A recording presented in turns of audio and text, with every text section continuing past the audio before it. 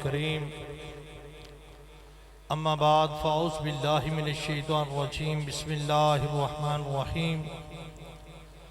قد جاءکم من اللہ نور وکتاب مبین صدق اللہ العظیم وصدق رسولہ النبی الکریم الامین ونحن علی ذلک لمن الشاہدین والشاکرین والحمد للہ رب العالمین فقد قال اللہ تبارک و تعالی فی شان حبیب کریمہ ان اللہ و ملائکتہ یصلون علی النبی یا ایہا الذین آمنوا صلوا علیہ وسلموا تسلیما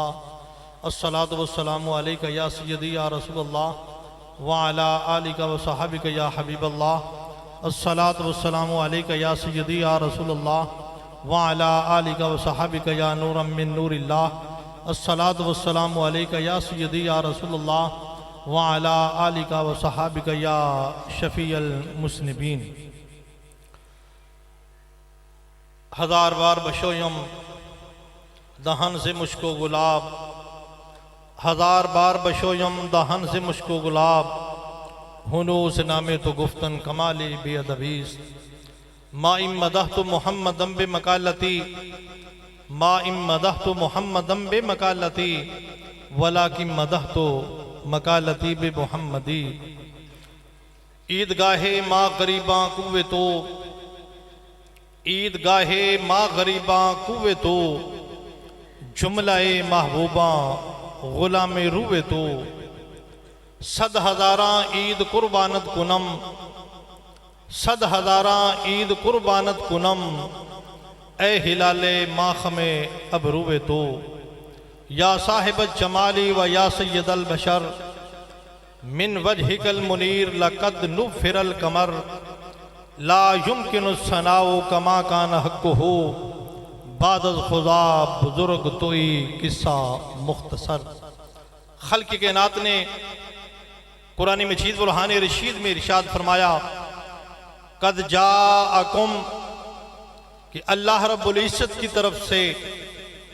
آ گیا تمہارے پاس سراپا نور و کتاب مبین اور روشن کتاب اس آیت کریمہ میں محبوب کریم صلی اللہ علیہ وسلم کی حقیقت نور حضور کا ظاہر بشر بے مثل اور حضور نبی کریم صلی اللہ علیہ وآلہ وسلم کی نورانیت وہ مجسم سر تپا محبوب کریم صلی اللہ علیہ وآلہ وسلم خدا کی تنویر ہیں اور ظاہر کے لحاظ سے بشر بے مثل یعنی ان جیسا نہ ہو سکتا ہے نہ ہوگا بخاری شریف میں حدیث پاک موجود محبوب کریم صلی اللہ علیہ وآلہ وسلم نے وصال صوم رکھنا شروع کیے صوم میں وصال یہ ہوتا ہے کہ نہ اس میں سحری نہ اس میں افطاری تسلسل کے ساتھ روزہ جب جان نثارہ نے صحابہ کرام نے دیکھا کہ ہمارے محبوب کریم صلی اللہ علیہ وآلہ وسلم مسلسل روزہ میں ہیں تو صحابہ کرام نے بھی روزے رکھنے شروع کر دیے ابھی چند یوم گزرے تھے کہ صحابہ کے رنگ سرد کمزور و نحیف میرے محبوب کریم صلی اللہ علیہ وآلہ وسلم نے ان سے پوچھا اے میرے صحابہ تمہیں کیا ہو گیا ہے تم دن بدن کمزور ہوتے جا رہے ہو رنگ سرد ہو رہے ہیں اور چلنے میں لڑکھڑاہٹ اور نکاہت موجود ہے انہوں نے عرض کی کہ یا رسول اللہ صلی اللہ علیہ وسلم آپ کے نقش پا پہ ہم چلے ہیں آپ نے وصال صوم رکھنے شروع کیے ہم نے بھی وصال صوم رکھنا شروع کر دیے ہیں میرے محبوب کریم صلی اللہ علیہ وآلہ وسلم کی گلہائے قدس کی پتیوں سے کیا موتی جھڑے کیا یاقوت نکلے میرے محبوب نے فرمایا ایکم مثلی اے میرے صحابہ تم میں سے کون ہے میری مثل وہ صحابہ کرام جو نبی پاک صلی اللہ علیہ وآلہ وسلم کے پاک سینہ سے براہ راست فیضان کی دولت کو حاصل کر رہے ہیں اور ان کے شب و روز محبوب کریم صلی اللہ علیہ وآلہ وسلم کی تربیت میں گزر رہے ہیں، تو جب وہ صحابہ کرام حضور کی مثل نہیں ہو سکتے تو ان کے بعد اگر کوئی مماثلت کا دعویٰ کرے تو یہ مماثلت کا دعویٰ اس کا جھوٹا ہوگا۔ اس کے راوی حضرت سیدنا ابو ہریرہ رضی اللہ تعالی عنہ ہیں۔ اگر حضرت ابو ہریرہ رضی اللہ تعالی عنہ کے حالات زندگی کو دیکھیں تو ان کے حالات زندگی سے بھی محبوب کریم صلی اللہ علیہ وآلہ وسلم کی بے مثلیت کا ظہور اور وہ عیاں ہو رہی ہے۔ حضرت ابو ہریرہ رضی اللہ تعالی عنہ حضور کی پاک بارگاہ میں حاضر ہوئے، عرض کی کہ یا رسول اللہ صلی اللہ علیہ وسلم اغثنی، میری مدد فرمائیے، میرا حافظہ کمزور ہے، میں آپ کے پاک فرامین کو یاد کرتا ہوں، وہ فرامین مجھے بھول جاتے ہیں، تو آپ مجھے دولت حافظہ عطا فرمائیے تاکہ اس کے بعد جب آپ کی گل ہائے قدس کی پتیوں سے نکلنے والے الفاظ مجھ تک پہنچے اور میں ان کو یاد کروں تو وہ لوح محفوظ کی طرح لکھے جائیں، کبھی بھی وہ بھول نہ پائیں۔ میرے محبوب کریم صلی اللہ علیہ وآلہ وسلم نے حضرت ابو ہریرہ رضی اللہ تعالی عنہ سے ارشاد فرمایا کہ چادر لاؤ۔ حضرت ابو ہریرہ چادر لائے، حضور نے فرمایا بچھا دو، اس کو بچھا دیا گیا۔ محبوب کریم صلی اللہ علیہ وآلہ وسلم نے ید اللہ کے ہاتھوں سے ادھر یوں کیفیت بنائی اور ادھر چادر میں اس کو انڈیل دیا۔ ظاہر کے لحاظ سے دیکھنے میں کوئی چیز حضور کے ہاتھوں میں نظر نہیں آ رہی تھی، لیکن پھر حقیقت کل کائنات اس میں موجود تھی کہ حضرت سیدنا ابو ہریرہ رضی اللہ تعالی عنہ کو محبوب کریم صلی اللہ علیہ وآلہ وسلم نے وہ حافظہ عطا فرما دیا کہ حضرت ابو ہریرہ جو مریض تھے وہ خود اپنی آپ بیتی عرض کر رہے ہیں کہ اس کے بعد کبھی بھی مجھے حضور کا پاک فرمان کوئی بھولنے نہیں پایا۔ حضور کے ان ہاتھوں کی اتنی برکت ہوئی کہ سب سے زیادہ ذخیرہ حدیث میں اگر مرویات موجود ہیں تو وہ حضرت ابو ہریرہ رضی اللہ تعالی عنہ کی ہیں۔ تو محبوب کریم صلی اللہ علیہ وآلہ وسلم کا ظاہر کے لحاظ سے بشر بے مثل ہونا یہ ثابت ہے، اور حقیقت کے لحاظ سے محبوب کریم صلی اللہ علیہ وآلہ وسلم نور ہیں۔ ترجمان قرآن رئیس المفسرین حضرت عبداللہ بن عباس رضی اللہ تعالی عنہ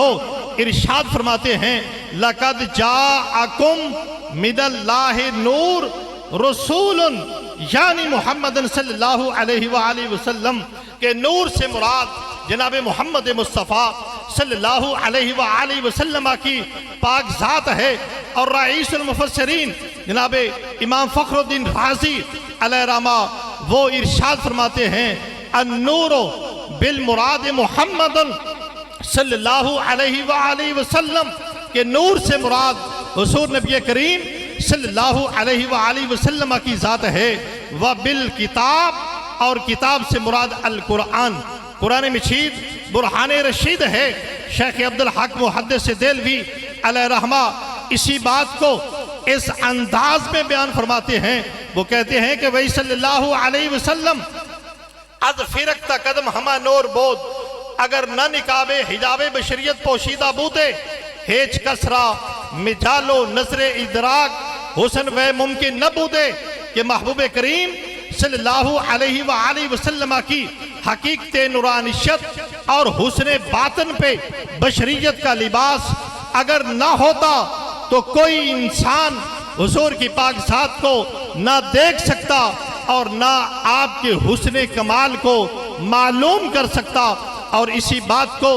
مدرسہ دیوبند کے بانی قاسم نانوتوی نے اپنے قصائد قاسمیہ میں اسی عقیدہ کو جو حضرت شیخ عبدالحق محدث دہلوی کا ہے اسی کو نقل کیا ہے ان الفاظ میں، رہا جمال پہ تیرے حجاب بشریت، نہ جانا کسی نے تجھ کو بجز ستار سوا خدا کے، بھلا تجھ کو کوئی کیا جانے، تو شمس نور ہے اور شب پر نمت اول الابصار، تو شمس نور ہے۔ کہا کہ اے محبوب کریم صلی اللہ علیہ وآلہ وسلم تم نور کے آفتاب ہو، اور بقیہ وہ چام چٹ ہیں، جس طریق سے کہ چام چٹ یہ آفتاب نہیں دیکھ سکتی، اس طریق سے ہم عاری ہیں آپ کے نور حقیقت کو دیکھنے سے۔ ہم میں سے کوئی بھی آپ کے نور حقیقت کو نہیں دیکھ سکتا، اسی لیے نور کی تعریف ہی یہی کی گئی ہے، ظاہر بے نفس ہی مظہر لے خیر ہی، تیری نسل پاک میں ہے بچہ بچہ نور کا، تو ہے عین نور تیرا سب گھرانہ نور کا۔ امام ابن جریر، امام سیوطی اور علامہ محمود احمد آلوسی وہ یہی فرماتے ہیں کہ نور سے مراد جناب محمد مصطفیٰ صلی اللہ علیہ وآلہ وسلم کی پاک ذات ہے۔ اور کچھ مفسرین نے کہا کہ واو یہ تفسیر کے لیے ہے، مطلب یہ ہے کہ نور سے مراد بھی کتاب ہے، اور کتاب سے مراد نور سے مراد بھی قرآن پاک ہے، اور کتاب سے مراد بھی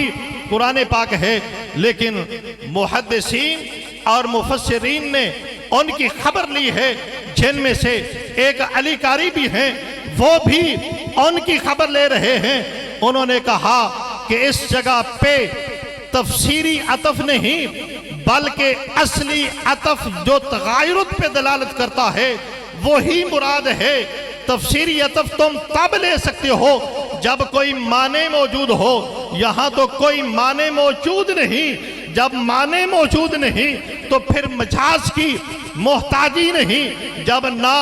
معنی موجود نہ مجاز کی احتیاجی، تو پھر نور سے مراد بھی محبوب کریم صلی اللہ علیہ وسلم کا نور حقیقت ہے، اور کتاب سے مراد قرآن مجید ہے۔ اور پھر ملا علی قاری فرماتے ہیں کہ اگر عطف تفسیری بھی مان لو تو پھر بھی کوئی خرابی لحق نہیں ہوتی کہ کتاب سے مراد بھی حضور کی پاک ذات ہے، اور نور سے مراد بھی محبوب کریم صلی اللہ علیہ وآلہ وسلم کی پاک ذات ہے۔ محمود احمد آلوسی پھر آگے جا کے اسی بات کو تفصیلاً عرض کرتے ہیں۔ وہ کہتے ہیں کہ لا یبعد عندی، میرے نزدیک یہ کوئی بعید بات نہیں ہے، اس میں کوئی کسی قسم کا تنازع اور جھگڑا نہیں ہے۔ وہ فرماتے ہیں ان یرادا بالنور والکتاب المبین محمد صلی اللہ علیہ وسلم، کہ نور اور کتاب مبین سے مراد وہ محبوب کریم صلی اللہ علیہ وآلہ وسلم کی پاک ذات ہے۔ ولا شک فی ہے، اور کہا کہ اس میں کسی قسم کا کوئی شک موجود نہیں۔ کیوں؟ اس لیے کہ احتمال صحت کلی طور پہ حضور نبی کریم صلی اللہ علیہ وآلہ وسلم کی پاک ذات پہ دلالت کر رہی ہے۔ یعنی وہ فرماتے ہیں حقیقتاً اور اصلاً اور صحتاً محبوب کریم صلی اللہ علیہ وسلم پہ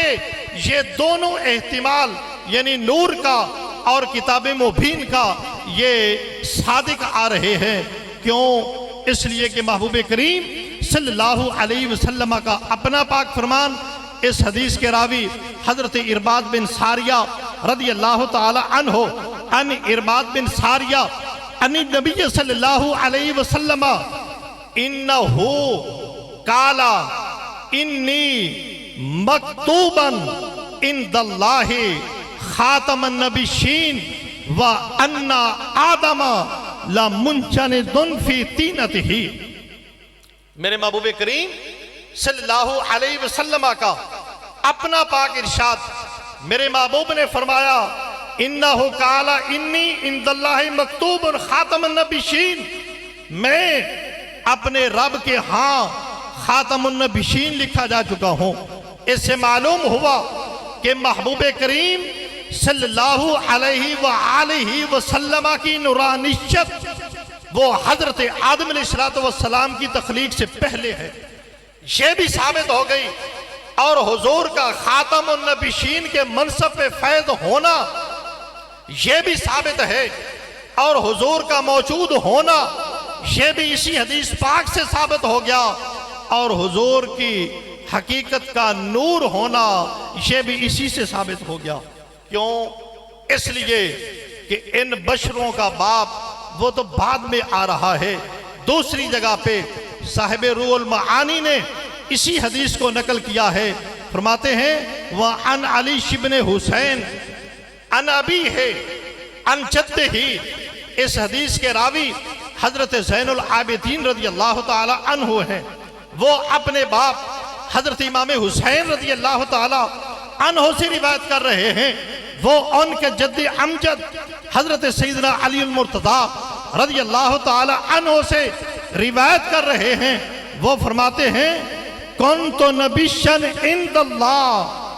میں اللہ تعالیٰ کی پاک بارگاہ میں خدا کے حریم قدس میں جہاں کوئی موجود نہ تھا، دو ہی ذاتیں تھیں، ایک احد تھا ایک احمد تھا۔ احد احمد کو دیکھ رہا تھا، احمد آد کو دیکھ رہے تھے۔ وہ ایک حریم قدس جس میں یہ دو ہی پاک ذاتیں تھیں۔ میرے محبوب فرماتے ہیں کنت نبیشن، میں خدا کے اس حریم قدس میں بھی کیا تھا؟ نبی تھا۔ کب؟ قبل خلق آدم، حضرت آدم علیہ السلام کی تخلیق سے پہلے۔ یا رسول اللہ